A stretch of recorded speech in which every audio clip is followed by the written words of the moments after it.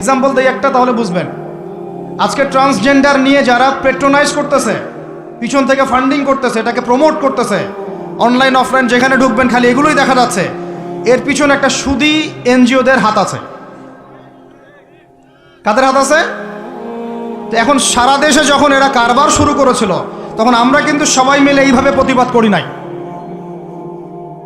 আজকে যখন তারা একটা জিনিসকে প্রতিষ্ঠা করার চেষ্টা করতেছে ওদের স্বার্থে, ইসলামের বিপক্ষে, এখন আমাদের অনেকে টনক নড়তেছে যে আরে এ কি হচ্ছে, আমাদের মুসলমানদের বাচ্চারা এগুলো কি শিখতেছে। সমস্যা হচ্ছে আমরা সমস্যা আসলে শুরুতে বোঝার মতো ওই নূর, বাসিরা, হিকমা আমাদের এখনো পয়দা হয়নি। এবং শেষে গিয়ে একদম কুলে কি বলে ওটাকে, মাঝপথে গিয়ে যখন দড়িয়ে যখন নৌকা ডোবা শুরু করে, তখন আমাদের হুঁশ ফিরে আরে কি হচ্ছে। তো আল্লাহ পাক আমাদেরকে বিজয় দিবেন, এটা প্রতিশ্রুতি দিয়েছেন। যে একটা নিয়ে কথা বলতে গেলে ভিতরে চলে গেছে।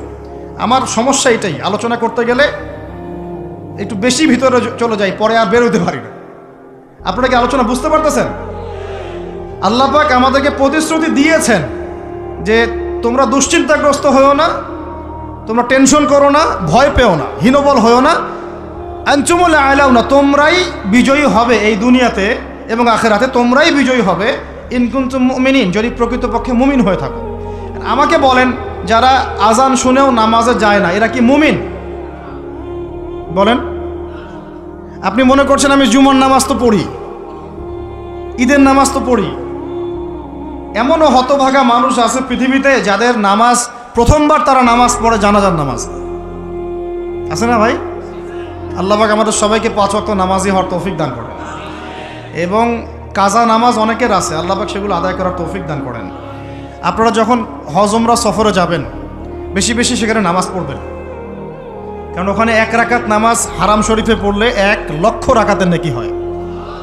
আর মদিনা মুনাওয়ারায় পড়লে, মানে হারামে পড়লে 1000 নেকি হয়। আর এই দুইটা আমরা খুব ভালো জানি, মিম্বরে আলোচনা হয় খুব, মাশাআল্লাহ, তাই না? তো নসিহত হচ্ছে ওখানে গিয়ে আমরা বেশি বেশি নামাজ পড়বো, নফল নামাজ, ঠিক আছে? কাজা নামাজগুলো হিসেব করে আদায় করার চেষ্টা করবো ইনশাআল্লাহ। তবে হাদিসে আরেকটা জায়গা আছে, ওইটা আমরা ভুলে গেছি। আরও একটা মসজিদ আমাদের আছে ভাই, যেখানে 2 রাকাত নামাজ পড়লে জীবনের সব গুনাহ মাফ হয়ে যায়। ওইটা আমাদের পাঠ্যপুস্তকে নাই, আমাদের চেতনায় নাই, আলোচনায় নাই, মিম্বরে নাই, খুতবায় নাই। সেই মসজিদ কোথায়? ওই মসজিদ কি আমাদের না ইহুদিদের? কি মনে হয় আপনাদের? ওই আল আকসা কি আমাদের না ওদের? ওইখানে 2 রাকাত নামাজ পড়লে, সফর করে 2 রাকাত নামাজ পড়লে জীবনের সব গুনাহ মাফ হয়ে যাবে। ওইখানে আমরা এখন ঢুকতে পারি না। কারো কোনো ফিকির আছে? ইয়াংদেরকে বলতেছি ভাই, লেকচারগুলো আমাদের বেশিরভাগই ইয়াংদের জন্য। যে এই যে সেলফি, এই শোডাউন, একজন বক্তাকে আপনি দেখতে চান, ইসলামী সেলিব্রিটিজম, এগুলো যে চালু করেছি আমরা, এইগুলো দিয়ে দিন আল্লাহর জমিনে কায়েম হবে না। এগুলো ভালোবাসা মহব্বতের নিদর্শন না। সত্যি সত্যি যদি আমাদেরকে আপনারা মহব্বত করে থাকেন, এমনভাবে নিজেকে গড়েন যাতে বাইতুল মুকাদ্দাস জয় করতে পারেন। ওই দিন বুঝবো যে আপনারা আমাদেরকে মহব্বত করেন, আমাদের কথা শুনেন, মানেন, বুঝেন। এমন একটা জামা আমাদেরকে করতে হবে যার একজন নেতা থাকবে, একটা নেতা, একদম সামি'না ওয়া আতা'না, শুনলাম মানলাম, এমন নেতা। এত ইখতিলাফ, এত বিভক্তি চলবে না। মানে বিভক্তি, ইখতিলাফ থাকতে পারে মাসলা মাসাইলের ব্যাপারে, ফিকহি ব্যাপারে, কিন্তু এই এত দলীয় বিভক্তি থাকা যাবে না। এক টেবিলে আলেমদেরকে বসতেই হবে। আলেমরা যদি এক টেবিলে না বসে ঐক্যের দৃষ্টান্ত স্থাপন না করতে পারে, জনগণ ঐক্যবদ্ধ হতে পারবে না। বাংলাদেশের সবচেয়ে বেশি দরকার এখন ওলামায়ে কেরামের ঐক্য।